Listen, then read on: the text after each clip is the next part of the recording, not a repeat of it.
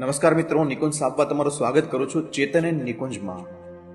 મિત્રો, બાગબાન મૂવીમાં જે દ્રશ્યો બતાવેલા છે તેવી જ સત્ય ઘટના બની, જે દરેક દીકરા દીકરીએ મહેરબાની કરીને આ વિડીયોને ધ્યાનથી અને અવશ્ય જોવો જોઈએ. મોહનભાઈ કહે છે, ભગવાન કોઈને આવા દિવસો ના બતાવે જે મેં જોયા છે. સભ્ય અને સંસ્કારી સમાજ ધ્રુજી ઉઠે એવી ઘટના સુરત પાસે આવેલા બારડોલીના કૃષ્ણનગરમાં બની.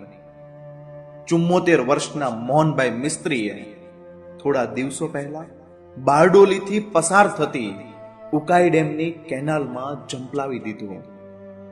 તેમણે જંપલાવતા પહેલા પોતાની પાસે રહેલી મરણ મૂડીના 40,000 રૂપિયા મંદિરમાં દાન કર્યા અને તે પછી તેમની પોતાની આપવીતી કાગળમાં લખી, જે તેમના ખિસ્સામાંથી મળી આવી છે. હવે ધ્યાનથી સાંભળજો.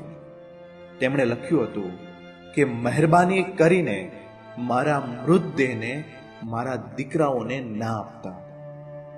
વિચારો તો ખરા કે એક બાપ કેટલી હદે હેરાન થયો હશે. મોહનભાઈ 2 દિવસથી ગુમ હતા. તેમને શોધવાનું કામ ચાલતું હતું. એ દરમિયાન ઉકાઈ ડેમની કેનાલમાંથી એક અજાણી લાશ મળી અને ખિસ્સામાંથી મોહનભાઈએ લખેલો કાગળ મળી આવ્યો, જેના લીધે તેમની ઓળખ થઈ શકી હતી. મોહનભાઈને 2 દીકરા અને 1 દીકરી છે. દીકરી ટીનાના લગ્ન થઈ ગયા છે, તો બંને દીકરાઓએ મોંઘવારીના નામે મોહનભાઈ અને તેમના પત્નીને જુદા પાડી દીધા હતા. જેવી રીતે બાગબાન ફિલ્મમાં અમિતાભ બચ્ચન અને હેમા માલિની સાથે તેમના દીકરાઓએ કર્યું હતું, તેના કરતા પણ બદતર મોહનભાઈ સાથે કર્યું. મોહનભાઈ નાના છોકરા રાજેશને ત્યાં રહેતા અને તેમના પત્ની મોટા દીકરા મનોજને ત્યાં રહેતા હતા. નાના દીકરા અને તેની વહુએ એટલી હદે માનસિક ત્રાસ આપ્યો હતો કે મોહનભાઈએ છુટકારો મેળવવા માટે પોતાના મોતને વહાલું કરી દીધું. મોહનભાઈએ કાગળમાં લખ્યું હતું, જે ધ્યાનથી સાંભળજો. મને કામ મુજબ જમવાનું મળતું, જો કચરા પોતા કરું તો મને 1 રોટલી ખાવા મળે. મારે શાક ખાવું હોય તો કપડાં ધોવાના અને દાળ ભાત ખાવા હોય તો મારે બહાર જઈને 50 રૂપિયા કમાઈને આવવાના. ભગવાને એવા દિવસો દેખાડી દીધા છે કે હું નર્કમાં જીવતો હોય એવું મને લાગે છે. પપ્પાના મૃત્યુના ખરાબ સમાચાર મળ્યા પછી ટીના બારડોલી આવી હતી. પોલીસ ખાતાને વિનંતી કરી અને સ્થાનિક લોકોની મદદ તથા ઓળખાણનો ઉપયોગ કરીને મોહનભાઈનો કબજો દીકરીએ લીધો હતો. જ્યારે તેમની અંતિમ સંસ્કારની તૈયારી ચાલતી હતી એ દરમિયાન મનોજ અને રાજેશ બંને સ્મશાનમાં આવ્યા. ત્યારે હાજર રહેલા સૌ કોઈની હાજરીમાં નાની બહેન ટીનાએ બંને ભાઈઓને તમાચો મારીને સ્મશાનમાંથી બહાર કાઢી નાખ્યા. પપ્પાએ લખેલા કાગળને વાંચ્યા પછી ટીના એ હદ પર પોતાના ભાઈઓ પર ગુસ્સો આવ્યો હતો કે સ્મશાનથી સીધી પોલીસ સ્ટેશન પહોંચી અને બંને ભાઈઓ વિરુદ્ધ પોલીસ ફરિયાદ નોંધાવી હતી. આ ફરિયાદના આધારે પોલીસે મોહનભાઈના બંને દીકરાઓ અને પુત્રવધુની ધરપકડ કરી છે.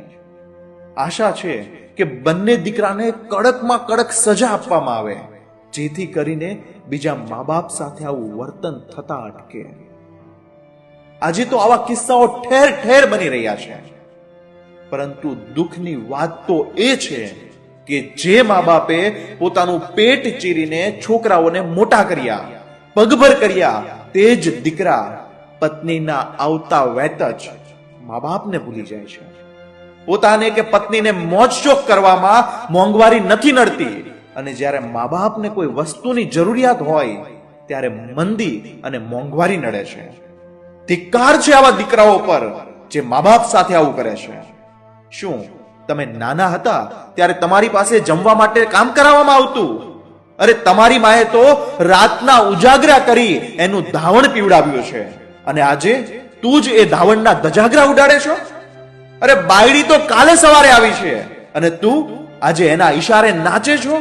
અને એ બધી જ હદ વટાવી દીધી કે જમવા માટે પણ બાપને કામ કરવું પડે. હું તો કહું છું કે આવા દીકરાઓને અને તેની પત્નીને એવી સજા આપો જે તેણે નક્કી કરેલી છે. તે જીવે ત્યાં સુધી તેને એક રોટલી માટે કચરા પોતા કરવાના, શાક માટે કપડાં ધોવાના અને દાળ ભાત ખાવા હોય તો પૈસા કમાવા જવાનો. અને સાથે સાથે માનસિક ત્રાસ એ હદે આપો કે તેને પણ ખબર પડે કે તેમણે કેટલું મોટું પાપ કર્યું છે. ધન્ય છે એમની દીકરી ટીનાને, જેણે પોતાની બહાદુરી બતાવીને ભાઈઓને પાઠ ભણાવ્યો. દરેક લોકોને મારી પ્રાર્થના છે કે મહેરબાની કરીને માતા પિતાને આવું દુઃખ નહીં આપો. આજે ઘણા બધા એવા મા બાપ છે જે આવું સહન કરે છે, તે પણ પોતાના દીકરા માટે. પણ હું એ બધા મા બાપને વિનંતી કરું છું કે સહન કરવાને બદલે અવાજ ઉઠાવો અને દીકરાને બતાવો કે આ તારો બાપ છે તો જ તું છો. ફરી એકવાર કહું છું, મહેરબાની કરીને મા બાપને દુખી ના કરતા, કારણ કે જો એમને દુઃખ પહોંચશે ને તો તમે ક્યારેય સુખી નહીં થઈ શકો. તો મિત્રો, આ હતો આજની સત્ય ઘટનાનો વિડીયો. આ વિડીયોને એટલો ફેલાવો કે દરેક દીકરા દીકરીને પોતાના મા બાપની કિંમત સમજાય અને પોતાના મા બાપને ઘરડા સમયમાં તેમની લાકડી બની તેમનો સહારો આપે.